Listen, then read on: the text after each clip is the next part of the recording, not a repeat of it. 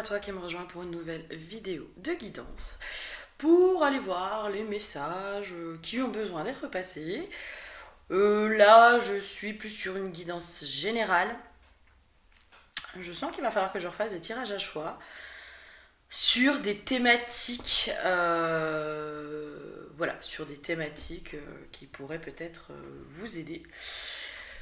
Donc, je vais vous faire ça. Quand je ne sais pas, mais voilà. Ça va venir, ça va venir. Donc, guidance générale pour aller voir un peu c'est quoi les énergies du moment, qui aurait besoin d'un message, quels seraient les messages, les conseils, les libérations s'il y a besoin d'avoir des libérations. Et voilà, et voilà, et voilà. Pour un accompagnement, tu m'écris. Tout est dans le descriptif de la vidéo. Tu as toutes les informations avec mes tarifs, ce que je propose, mon email. Voilà, tout est là, tout est là, tout est là. Merci aux gens qui me font des retours en privé en ce moment. J'ai pas mal de personnes qui me font des petits messages pour me dire que mes vidéos les aident. Et vraiment, enfin, ça fait vraiment plaisir.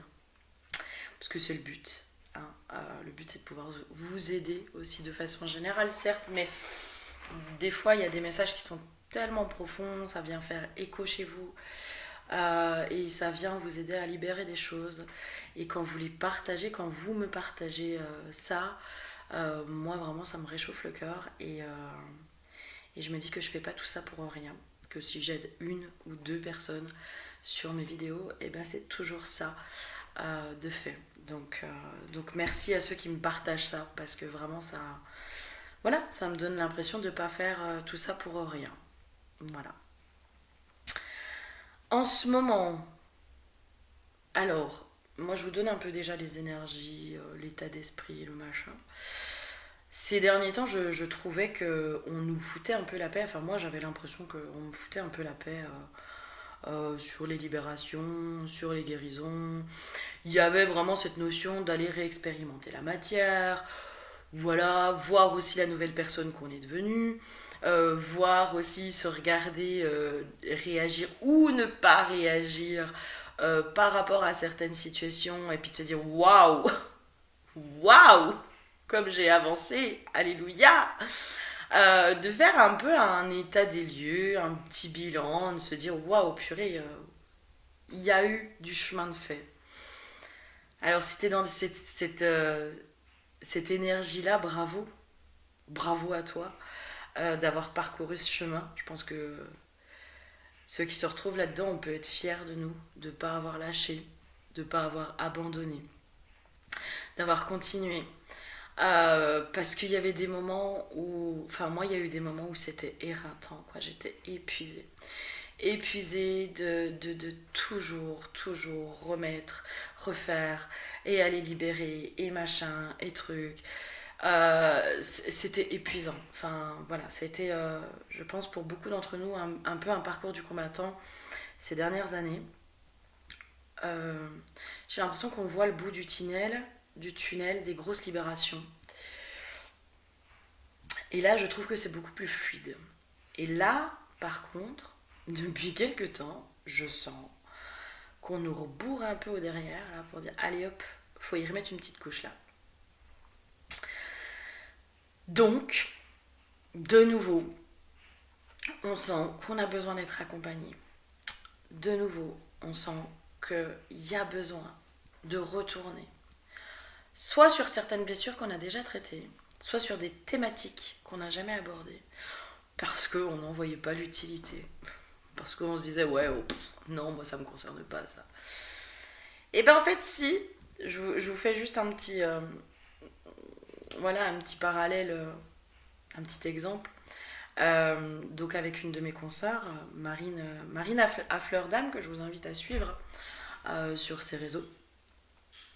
On se fait de temps en temps des petites constelles entre nous sur des problématiques qu'on a en commun, qu'on aurait besoin d'aller libérer, etc.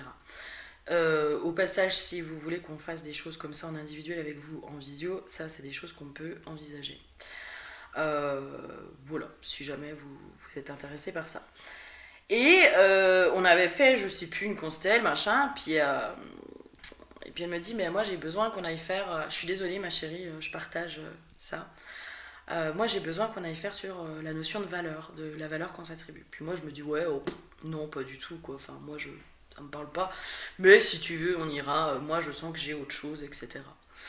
Ah bah tiens, les jours qu'on suivit, je me suis pris dans la tronche. Tout ça, dans le sens de waouh, en fait, si je suis concernée sans même m'en rendre compte, finalement, ça me concerne. Et finalement, de cette notion de valeur en découle beaucoup de choses. En découle la légitimité, en découle plein de choses. Et donc, du coup, c'est pour ça que je vous dis que peut-être il y a des domaines sur lesquels, en ce moment, il y a peut-être des trucs où vous dites non, ça me regarde pas, ça me concerne pas. Et en fait, peut-être bien que si. Peut-être bien que si. Voilà. D'ailleurs, je pense que je vais faire des tirages à choix sur tout ce qui est notion de valeur, de légitimité, peut-être de place. Enfin, j'ai envie vraiment de vous accompagner sur des thématiques, des problématiques, plus sur du tirage à choix, etc. Aujourd'hui, j'ai plus du tout envie de faire des tirages sentimentaux, clairement, parce que voilà, j'ai plus envie d'alimenter l'illusion, l'attente, toutes ces choses-là. Enfin, aujourd'hui, moi, je suis à des kilomètres de tout ça. Par contre, si je peux vous accompagner justement sur votre problématique amoureuse, sur ok, je tombe toujours sur les mêmes profils, je comprends pas, etc. À remettre du sens sur pourquoi vous attirez toujours les mêmes profils, etc. Ça, il n'y a aucun problème. Je pense que je suis très compétente là-dedans. Par contre, les tirages de l'amour arrive, le machin, le truc, je n'ai plus du tout envie d'alimenter cette machine qui maintient dans une illusion, qui maintient dans une attente et qui des fois nous met juste dans oh mais ça va arriver. Bah ouais, mais en même temps, si tu passes pas à l'action, il n'y a rien qui va se passer.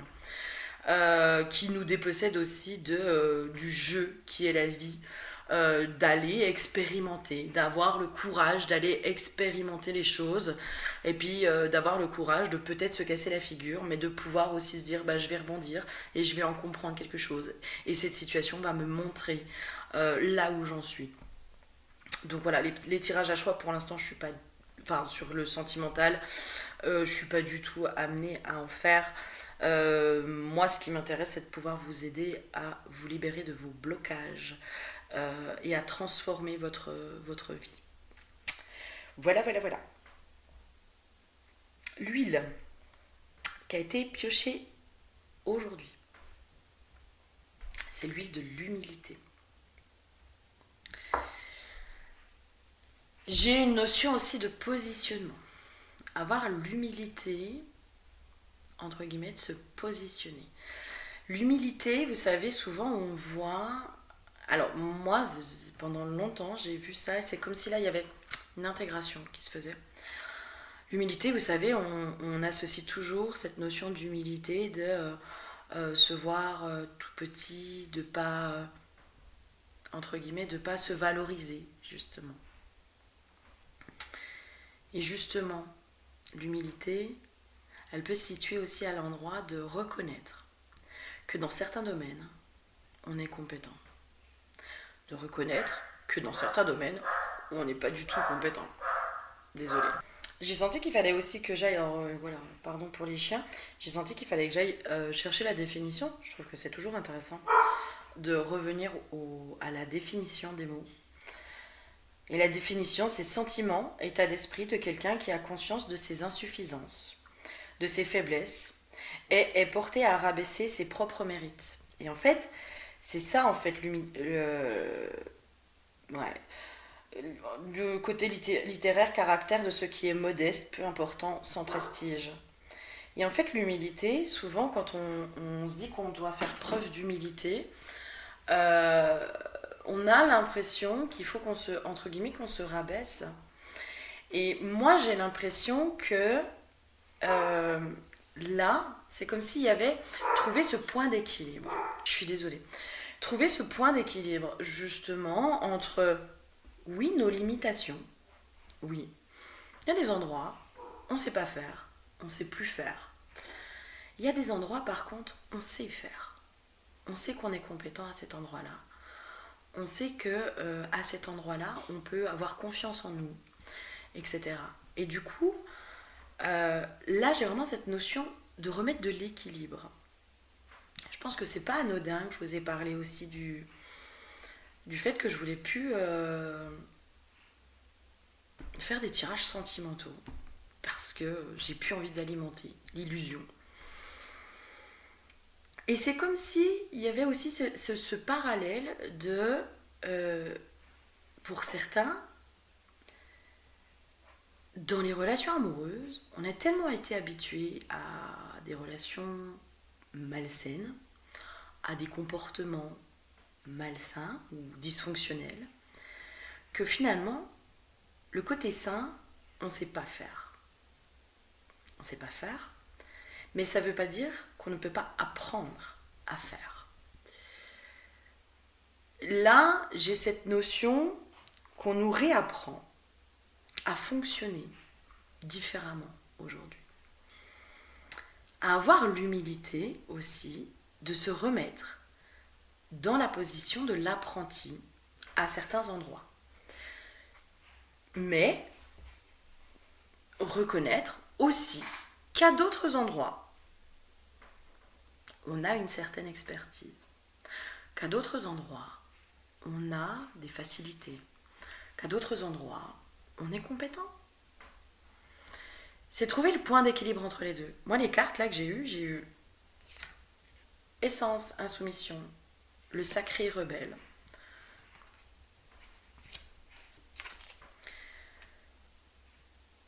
Qui peut donner justement ce côté de non mais là en fait, moi je suis au clair. Moi je sais que là, entre guillemets c'est mon domaine, où là j'ai pas de doute. J'ai pas de doute sur moi, j'ai pas de doute sur mes ressentis, j'ai pas de doute. Et la deuxième carte c'était fragilité, susceptibilité, la force de la vulnérabilité.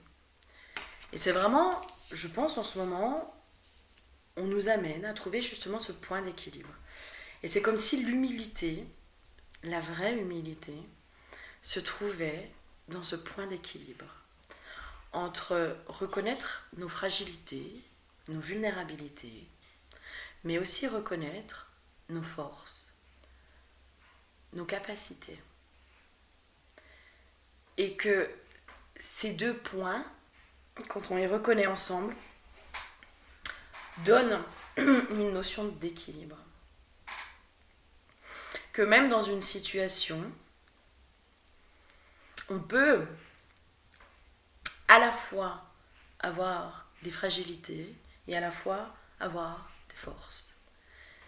Et que c'est les deux ensemble qui nous ramènent à une humilité,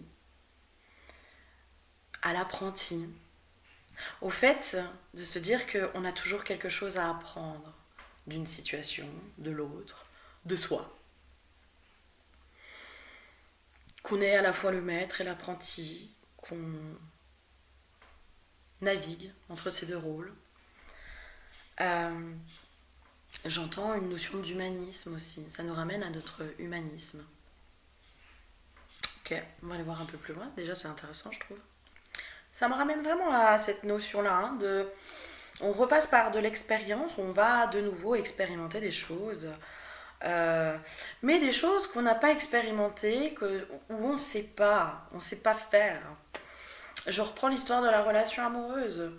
Quand on était habitué à être dans des relations de fuis-moi, je te suis, à des liens tout pourris, qui venaient que alimenter nos blessures, eh bien on ne sait pas.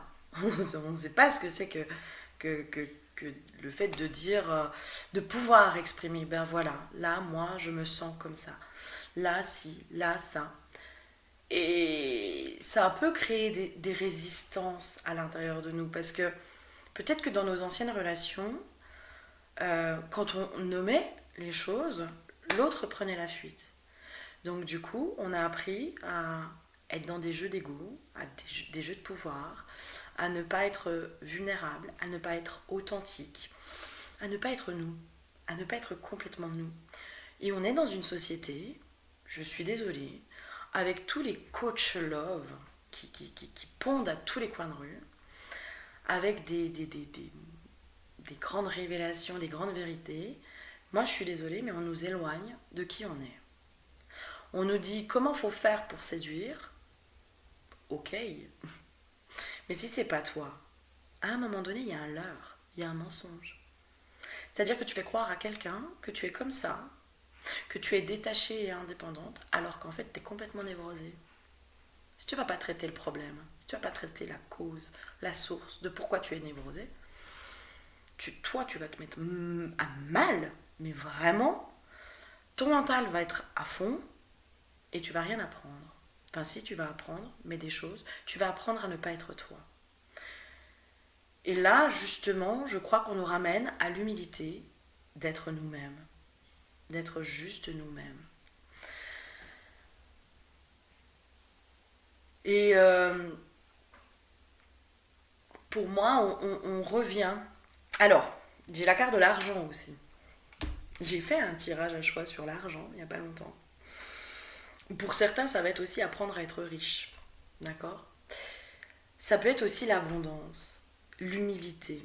Le problème de l'abondance, de la richesse, de la réussite, ça peut venir chatouiller cette notion d'humilité. Je reviens sur le début de la vidéo. Je suis désolée, ça part dans tous les sens, c'est comme s'il y avait plein de messages. Mais sur la thématique de l'humilité. Quand, si on reprend la définition de l'humilité, c'est se voir inférieur. C'est pas une critique, c'est pas... Voilà, je pense que c'est un fait. Quand on n'a pas beaucoup d'argent, je dis pas que je suis d'accord avec ça, mais on peut avoir le sentiment d'avoir moins de valeur que quelqu'un qui réussit, que quelqu'un, voilà, qui est vraiment dans la richesse matérielle et financière. On peut avoir cette sensation d'être inférieur. Mais du coup, on peut aussi avoir cette sensation d'être plus humble. Voilà. Moi, de toute façon, j'ai rien, mais au moins, je suis humble. Et souvent, on peut prendre les personnes qui ont de l'argent comme des personnes qui sont arrogantes. Et là, il y a peut-être aussi, alors vous verrez ce que, voilà, comment ça joue, mais je pense qu'il va falloir aller revisiter cette notion d'humilité, se réconcilier aussi avec cette notion d'humilité. Parce qu'à vouloir rester humble, on peut aussi se bloquer ou bloquer l'abondance, la richesse. Au-delà du matériel et financier, l'abondance sous toutes ses formes. Sous toutes ses formes. Mais l'abondance, souvent, on ne la voit que sur le côté matériel et financier. Quand on associe beaucoup l'abondance au matériel et au financier. Alors, et ça c'est un peu ma réflexion du moment, moi clairement je suis pas du tout dans l'abondance matérielle et financière. Loin de là. Loin de là, loin de là. Par contre, en ce moment, je reconnais que je suis dans l'abondance. Je suis dans l'abondance. Alors il y a des cadeaux déjà qui arrivent. Des gens qui me font des dons, qui me font des propositions d'échange, même pas, qui me font gratuitement, qui me disent bah tiens, je suis en train de me former, Wendy, je te fais un petit coucou et je te remercie pour ta proposition. Prochainement, voilà, je partagerai aussi ben voilà, les personnes qui sont autour de moi, où j'ai déjà testé. Voilà. Je suis dans l'abondance dans le sens où j'ai des amitiés voilà, qui sont là, qui sont qui valent de l'or. Je suis dans l'abondance dans le sens où j'ai une famille qui est là, qui est présente. L'abondance, en fait, finalement, elle est partout. Je suis dans l'abondance parce qu'en ce moment, j'ai plein de prises de conscience. Et ça c'est de l'abondance. Parce que toutes ces prises de conscience, elles m'aident à avancer, à me libérer de certains schémas, de certaines croyances, de toutes ces choses-là. Et là, c'est comme si on remettait aussi de l'humilité derrière la notion d'abondance. Un équilibre aussi derrière la notion d'abondance. Il y a toutes ces choses-là qui sont en train de se jouer en ce moment. Je suis désolée, je sens que je pars dans tous les sens. J'espère malgré tout que ce sera... Du coup, je suis dans l'abondance d'informations. J'espère quand même que ce sera clair au niveau des messages, parce que là, je sens que ça part dans tous les sens. Ok ? Je vais aller retirer des cartes. Peut-être ça va recentrer la guidance, peut-être, ou pas. Ok. Pour les personnes aussi qui sont en train de passer des moments difficiles, compliqués, en ce moment, de toute façon, les énergies sont très lourdes. Moi, j'ai l'impression que tout est bloqué. Et j'ai l'impression que le sort s'acharne. Ok. Le message, c'est rien ne dure. Tout se transforme. La vie n'est que mouvement, cycle. Et que peut-être aujourd'hui, tu es dans un cycle où tu as l'impression que tu ne vois pas le bout. Tu ne vois pas la lumière au bout du tunnel. Il y a cette notion de garde confiance. Parce que les choses vont se mettre en mouvement ou sont en train de se mettre en mouvement. Que la situation que tu vis aujourd'hui, elle n'est pas éternelle. Et là aussi, on nous ramène à l'humilité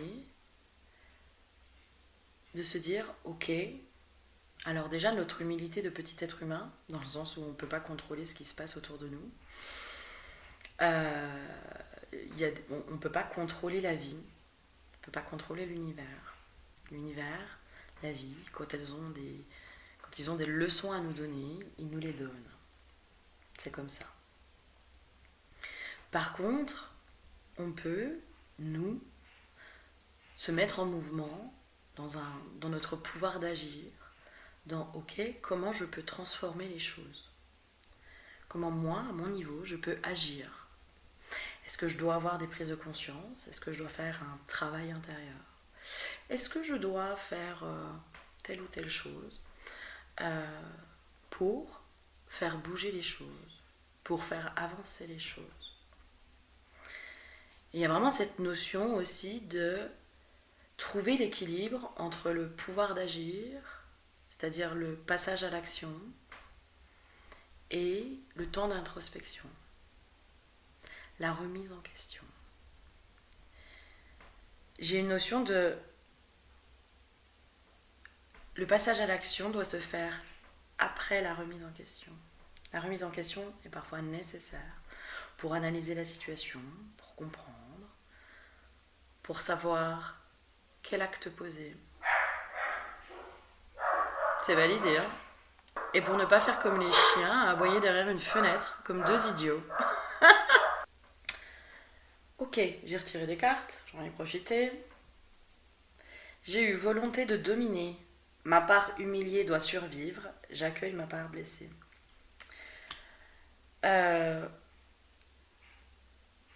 En ce moment, je pense que la vie nous enseigne justement à être humble. Elle nous enseigne aussi la foi. Parce que moi, je vois qu'en ce moment, il y a plein de choses qui se passent. J'ai plein de merde. Plein de trucs qui se passent. Mais, au fond de moi, j'ai cette foi de me dire, mais ça va aller. Ça va aller. Je sais pas comment. Je sais pas comment les choses vont se solutionner. Mais ça va aller. J'ai foi. J'ai confiance. Et la vie, en fait, c'est comme si en ce moment, vraiment, hein, je sens que dans la matière, il y a plein de choses qui sont bloquées. Il y a plein de choses. Notamment tout ce qui est en rapport avec l'argent. L'argent, c'est l'art des gens. Il y a plein de choses qui sont bloquées au niveau matériel, financier, donc au niveau de la matière. Mais c'est comme si, du coup, en bloquant les choses au niveau de la matière, on nous ramenait aussi à l'intérieur de nous dans cette notion de foi, de garder la foi. Même si la tempête, même si aujourd'hui on ne voit pas de solution, j'ai foi. Je sais, au fond de moi, que ça va aller. Je ne sais pas comment, je ne sais pas quand, mais ça va aller. Ça va aller. La vie va me mettre en place les choses pour que les choses se résolvent, les problèmes se résolvent. Et elle est là aussi, cette humilité de se dire, il y a des choses sur lesquelles je peux agir, il y a des choses sur lesquelles je ne peux pas agir. C'est comme ça. C'est comme ça. Je ne peux que accepter ce qui est. C'est tout. Et dans cette notion-là, avec la volonté de dominer, alors je vous donne ce que j'ai. Hein. Ça va peut-être pas faire plaisir à l'ego, mais c'est ok. Moi, je sens mon petit ego aussi, hein, qui dit non, c'est pas vrai ça. Bah si.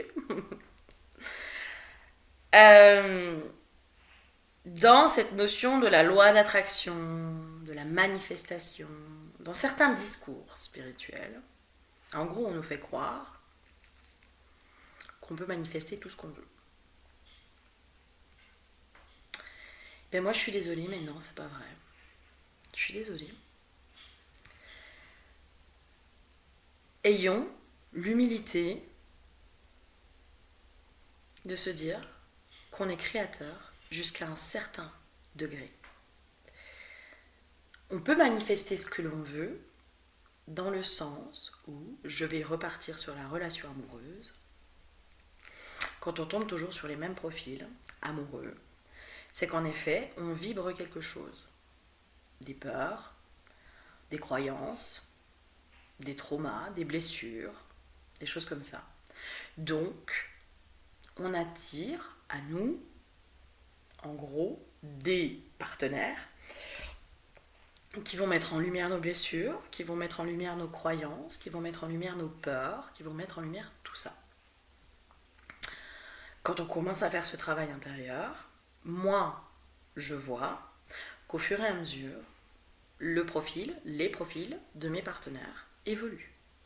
Au fur et à mesure. Ça me permet de faire un état des lieux de là où j'en suis.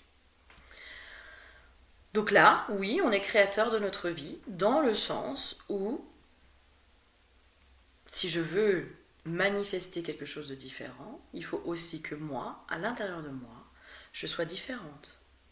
Il faut que moi, à l'intérieur de moi, je prenne en main, en charge, mes blessures, mes croyances, mes peurs et toutes ces choses-là. Il faut bien que je fasse ce travail, sinon je serai en permanence dans les mêmes schémas. Sur ça, oui, nous sommes créateurs de notre vie. Il est vrai. Sur d'autres choses, je suis désolée, mais nous ne sommes pas créateurs. Nous sommes en co-création avec la vie. Notre âme est en co-création avec la vie et notre âme a sa feuille de route. Elle a décidé de vivre des choses. Et je vous donne un exemple qui va être très con, mais vous avez beau vous dire non, non, mais moi je veux créer que je vais gagner au loto, que je vais être milliardaire. Ouais, ok, vas-y, mets toute ton attention là-dedans. Tu peux. Mais je veux être milliardaire, je veux gagner au loto. Hein. D'accord ? Sauf que ton âme, elle n'a pas décidé ça. Elle n'a pas décidé ça. Donc la vie, elle va te montrer que tu es en train de te prendre un mur. Et là, l'humilité est nécessaire de reconnaître que peut-être on n'est pas sur le bon chemin. De reconnaître que peut-être c'est pas nous qui avons le dernier mot. Pour moi, c'est la vie qui a le dernier mot à chaque fois. C'est la vie qui décide dans un sens. On peut influencer, mais on ne peut pas contrôler. On ne peut pas contrôler. Et là, la carte volonté de dominer, c'est comme si pour certains, qui ont cru qu'ils pouvaient être, entre guillemets, les maîtres du monde, les maîtres de leur vie et manifester tout ce qu'ils voulaient, nanana, nanana. Mais il y a ce truc de rappel à l'ordre, de non, non, tu ne peux pas. Alors ça, c'est ma vérité aujourd'hui. Hein. Peut-être que dans quelques années, je changerai de vérité. Peut-être. Moi, aujourd'hui, ma vérité, elle est en fonction de ma réalité, hein, de ce que je vis. Peut-être qu'en effet, tu peux décider que tu vas gagner au loto, puis gagner au loto. Peut-être. Aujourd'hui, j'en suis pas du tout convaincue. Et je pense qu'on nous ramène à cette humilité de se dire que oui, sur certaines choses, tu as un pouvoir d'action, sur d'autres, non. Sur d'autres, c'est la vie qui décide. L'univers, Dieu, enfin, ce que vous voulez. Et c'est là où on nous enseigne la foi. C'est là où on nous dit, mais quand la vie décide de te mettre dans une situation, ce n'est pas pour te faire souffrir, c'est pour te faire évoluer. Parce que la vie, elle sait, elle, ce qu'elle fait. Si toi, tu ne sais pas ce qu'elle fait, elle sait. Elle veut te montrer quelque chose. Et on nous ramène à cette foi-là, à cette humilité-là, de se dire, ok, je sais que je ne sais rien, je ne sais absolument pas où je vais, comment j'y vais, je ne sais pas. Je ne fais que suivre le chemin et voir ce que la vie me propose au fur et à mesure du chemin. Et je pense qu'en ce moment, c'est ce qui est en train d'être enseigné. Une grande leçon d'humilité et en même temps de foi. Parce que j'ai l'impression que c'est intimement lié, la foi et l'humilité. J'ai vraiment l'impression que c'est très en lien. En tout cas, on se prend une leçon de foi en ce moment. Et on nous ramène aussi à nos propres résistances, à arrêter de résister face au cycle de la vie, face à ce que la vie nous propose, face aux énergies, face aux astres, face à tout ça, parce qu'on est influencé, qu'on le veuille ou non, par les planètes, par les lunes, à des degrés différemment.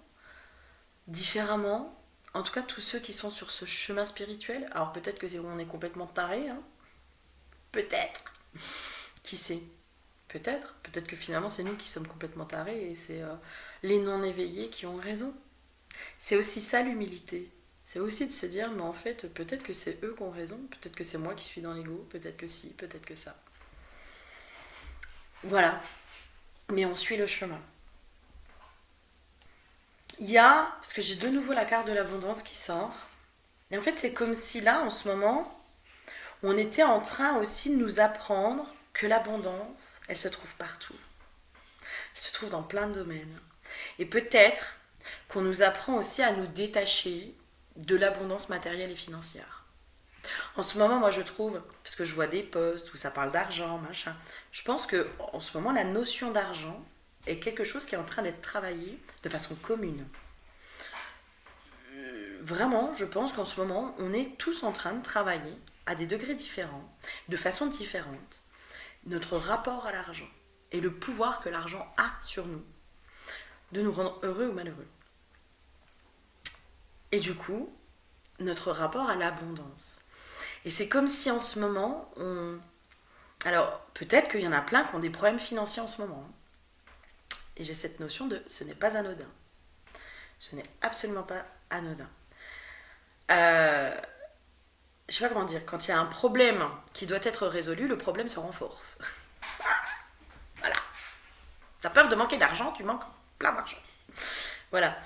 Et là, on est en train de nous enseigner en fait notre rapport à l'abondance, à la vie. La vie est abondante. Alors peut-être pas matériellement, peut-être pas financièrement, mais à plein d'autres endroits, elle est abondante. Et l'abondance, si on ne la reconnaît pas aux autres endroits, eh bien j'ai l'impression qu'elle ne peut pas descendre dans le matériel et le financier. Parce que, là j'entends, le matériel financier, ce ne sont que des chiffres. C'est un taux vibratoire, finalement. C'est presque un taux vibratoire. C'est juste ça. C'est un algorithme. C'est une suite de chiffres. Point. Et l'abondance, finalement, elle est partout. Elle est partout. Juste, ne serait-ce que l'abondance de prise de conscience, quoi. Et du coup, je pense qu'on nous fait travailler, justement, ce combat intérieur, ces résistances intérieures. C'est pour ça que je vous disais, je vous ramène à l'humilité, à cet équilibre, à ce point d'équilibre entre ce que je peux faire, ce que je ne peux pas faire, reconnaître là où je suis compétent, où j'ai des atouts, où j'ai des forces, et là où je suis encore en apprentissage, quoi.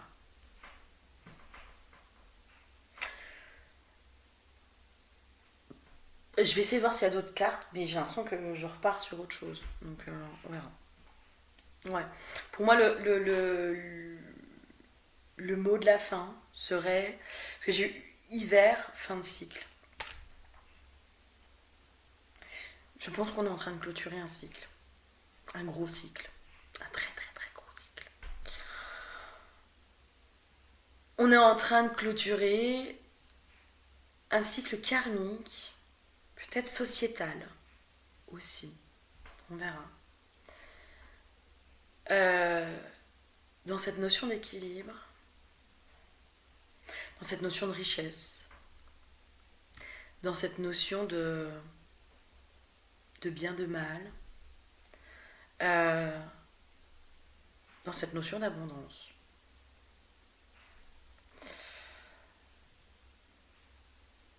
Ouais, je suis désolée, je ne sais pas comment finir cette guidance. Elle est très spéciale. Elle part dans tous les sens. Je ne sais même pas le titre que je vais mettre. Mais ça va aller, je vais trouver.